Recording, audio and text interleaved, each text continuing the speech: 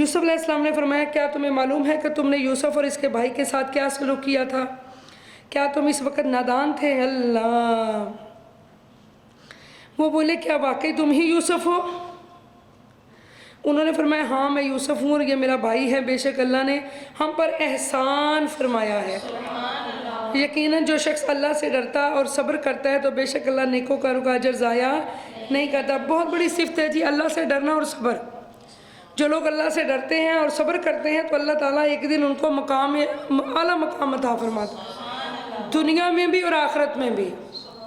تو لیڈیز کے لیے تو یہ بہت بڑی، جسے کہتے ہیں عورت کا جو زیور ہے وہ یہی ہے، صبر، شرم و حیا، ٹھیک ہے نا؟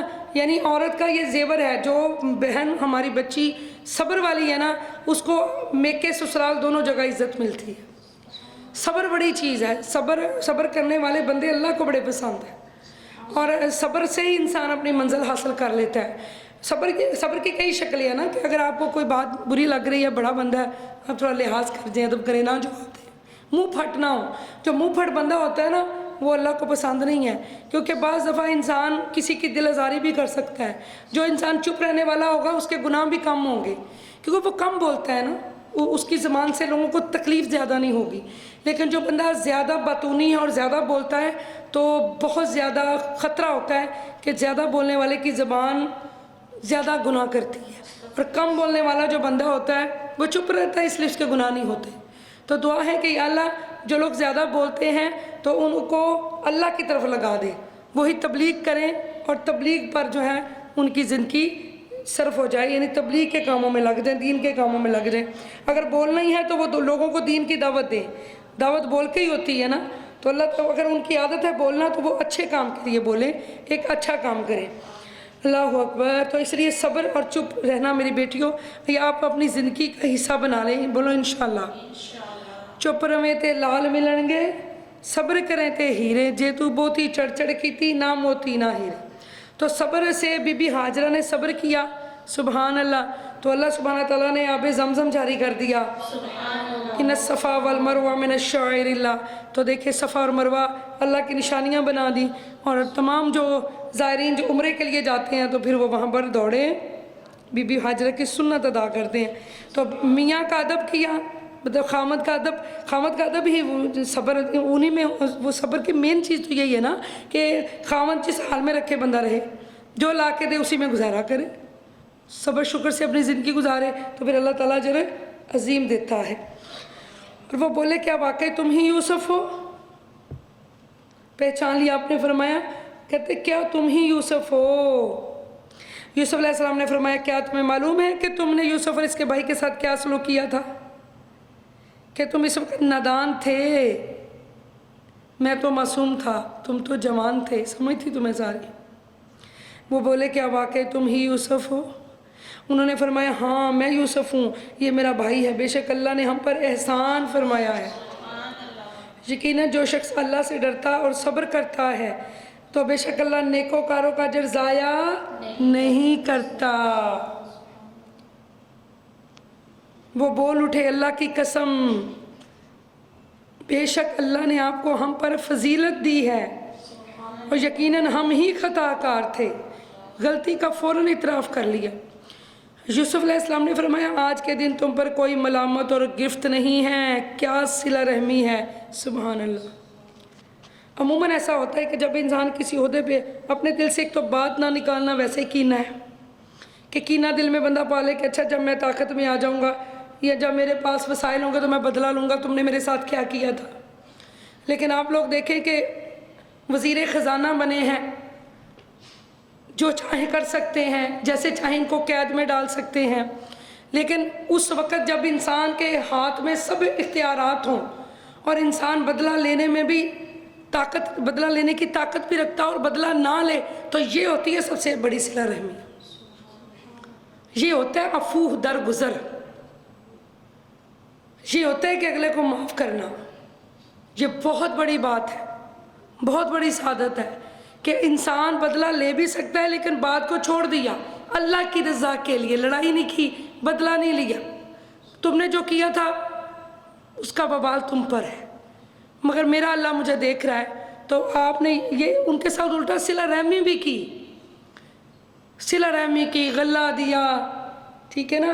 अब आप आगे देखेंगे कि सबको अपने पास भी बुला लेंगे, सुभान अल्लाह। यानी वो शर्मिंदा हैं और वो अपने आप को इतना शर्मिंदगी महसूस कर रहे हैं कि वो कह रहे हैं भाई हमें मार दो, हम आपसे नज़रें नहीं मिला सकते। यानी भाइयों ने भाइयों के साथ क्या सलूक किया और भाई ने भाई के साथ क्या सलूक किया। भाई भाइयां दे दर्द वडाउंदे ते भाई भाइयां दियां बावां ते बाप सिरां दे ताज मुहम्मद मामा ठंडियां चा।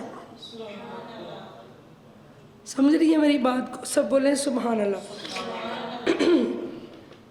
यूसुफ अलैहिस्सलाम ने फरमाया आज के दिन तुम पर कोई मलामत और गिरफ्त नहीं है, अल्लाह तुम्हें माफ़ फरमा दे, वो सब मेहरबानों से ज़्यादा मेहरबान है। मेरा ये कमीज़ ले जाओ, इसे मेरे बाप के चेहरे पर डाल देना, चूँकि रो रो के आपकी आँखें सफ़ेद हो चुकी थी, वो बीना हो जाएंगी, सुभान अल्लाह, उनकी आँखों का नूर आ जाएगा, और फिर आप अपने सब घर वालों को मेरे पास ले आओ। हम अक्सर तबर्रुक की बात कर, तबर्रुक, अब देखें ये कमीज़ एक तबर्रुक है, ख़ास कमीज़ है। जैसे आब ज़मज़म है, मदीने की खजूरें हैं, मदीने की मट्टी में शफा है, मतलब कि ये देखें कि ये सुभान अल्लाह, ये कमीज़ एक यूसुफ अलैहिस्सलाम ने कमीज़ दिया है, शफा तो अल्लाह ने देनी है, मगर ये कमीज़ क्या है। यानी आपने फिर पीछे भी पढ़ा कि एक संदूक था बनी इसराइल के पास जिनमें पिछले अंबिया के तबर्रुकात थे, तो बनी इसराइल वाले उसको आगे आगे रखते थे और उनको फ़तह मिलती थी। तो तबर्रुक की बड़ी अहमियत है, यानी उन्होंने अपना कमीज़ दिया और वो कमीज़ उनकी आंखों पे डाला। तो फिर आगे ये अल्लाह क्या फरमाते हैं कुरान के अंदर, अल्लाह फरमाते हैं कि वो आपने कहा वो बीना हो जाएंगे। और जब काफ़िला मिस्र से रवाना हुआ, इनके वालिद यकूब अलैहिस्सलाम ने कनान में बैठे ही फरमा दिया बेशक मैं यूसुफ की खुशबू पा रहा हूँ। अगर तुम मुझे बुढ़ापे के बाइस बहका हुआ ख्याल ना करो कि तुमने तो यही कहना ये सठिया गए हैं, हर वक्त इनको यूसुफ ही याद आता रहता है, तो रो रो के आंखें भी सफ़ेद हो गई हैं, तो तुम मेरा मजाक अगर ना उड़ाओ ना, तो मुझे लग रहा है कि इधर से मुझे मेरे यूसुफ की खुशबू आ रही है। तो मेरे आका जी को भी तो खुशबू आती थी ना यमन से अवैस करने की, मेरे आका जी भी फरमाते थे मुझे यमन से अवैस करने की खुशबू आती है। तो इसमें कोई शक नहीं है कि बेशक आपको खुशबू महसूस हो रही थी। सुभान। वो बोले अल्लाह की कसम यकीनन आप अपनी इसी पुरानी मोहब्बत की खुद रिफ्तगी में हैं। और फिर जब खुशखबरी सुनाने वाला, मतलब आप दीवाने हैं, वही पुरानी बातें कर रहे हैं। फिर जब खुशखबरी सुनाने वाला आ पहुंचा, अल्लाह अल्लाह सुभान अल्लाह, इसने वो कमीज़ यकूब के चेहरे पर डाल दी, इसने वो कमीज़ यकूब अलैहिस्सलाम के चेहरे पर डाल दिया, तो इसी वक्त इनकी बिनाई लौट आई। यानी उस कमीज़ की कितनी बरकत थी। यकूब अलैहिस्सलाम ने फरमाया क्या मैं तुमसे नहीं कहता था कि बेशक मैं अल्लाह की तरफ से वो कुछ जानता हूँ जो तुम नहीं जानते। वो बोले हमारे बाप, हमारे लिए अल्लाह से हमारे गुनाहों की मग़फ़िरत तलब कीजिए, बेशक हम ही खताकार थे। यहाँ इस आयत को अंडरलाइन करें कि बंदे से जब गलती हो जाए ना, यहाँ ये सिखाया जा रहा है कि जिसको बाप माफ़ कर दे ना, उसको अल्लाह भी माफ़ कर देता है। उम्महातुल मोमिनीन आयशा सिद्दीक़ा रज़ी अल्लाह तआला फरमाती हैं कि 3 बंदों की बददुआ लगती है, लाजमी लगती है, उनसे डरें बचें। अब 3 बंदों में पहला मज़लूम, बदला लेने की ताकत नहीं रख सकता, गरीब बंदा है, माड़ा बंदा है, अब उसके साथ ज़्यादती कर रहे हो, लेकिन उसकी जो आह निकलेगी ना उसके दिल से, सीधी अर्श पे पहुँचे। मैं बार बार ये अक्सर अपनी बच्चियों से कहती हूँ, तन्हाई में भी जब मैं उनको अकेले भी मिलूँ तो मैं कहती होती हूँ कि जिनको अल्लाह ने दौलत पैसा दिया ना, मैं उनको यही बात समझाती हूँ कि बेटा गरीब पे जुल्म ना करना।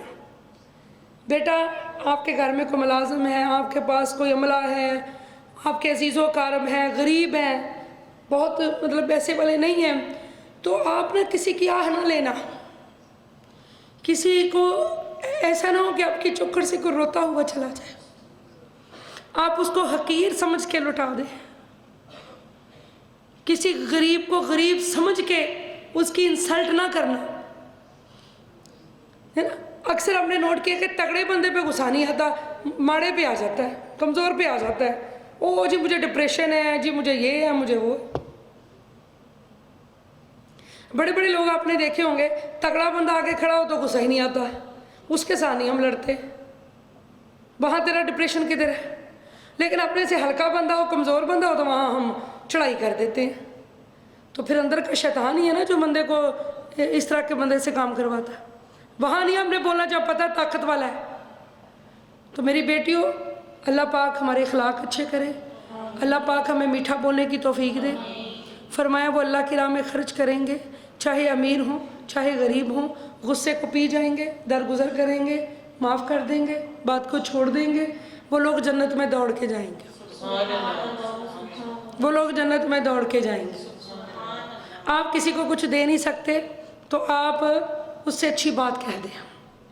آج کل آپ کے پاس ضرورت مند لوگ آتے ہوں گے اپنی مدد کے لیے، اتنی دھوپ ہے اکثر لوگ دروازے ہی نہیں کھولتے، اندر سے ہی جواب دے دیتے ہیں۔ کسی کو ملنے کے لیے گئے تو دروازہ بڑی دیر سے کھلا، پوچھا اتنی دیر سے کیوں کھولا؟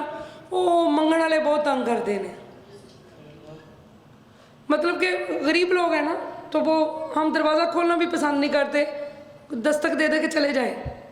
یہ نہیں پتہ کہ جب آپ کی چوکھٹ پہ کوئی فقیر آتا ہے تو وہ اللہ کے حکم سے ہی آتا ہے، اللہ سوالی کو بھیجتا ہے، حجت تمام ہوتی ہے کہ جا اس سے مانگ، اس کے پاس ہے، یہ تجھے دے سکتا ہے، ٹھیک ہے نا؟ حقدار ہو، ضرورت مند ہو، پتہ بھی ہوتا ہے کہ یہ واقعی ضرورت مند ہے، پھر بھی ہمارے دل اتنے تنگ ہے کہ ہم اس کی اس طرح سے ضرورت پوری نہیں کرتے جس طرح ہمیں کرنی چاہیے۔ تو بار کیا میری بیٹیوں، ظلم نہیں کرنا کسی پہ، اپنی زبان کا استعمال صحیح کریں۔ خدا را آپ نے فرمایا مظلوم کی بد دعا لگ جاتی ہے، کبھی کسی کو کسی کی بد دعا لگ جاتی ہے، بندہ کوڑی کوڑی کا محتاج ہو جاتا ہے، پھر بندہ سوچتا ہے میں نے کیا کیا ہے، ہم نے تو کسی کا دل بھی نہیں دکھایا، لیکن جانے انجانے میں ہو سکتا ہے دکھا دیا ہو سکتا ہے جانے انجانے میں آپ نے کسی کے ساتھ کچھ ایسا کر دیا ہو کہ اس کے دل سے آہ نکل گئی، وہ عرش پہ پہنچ گئی۔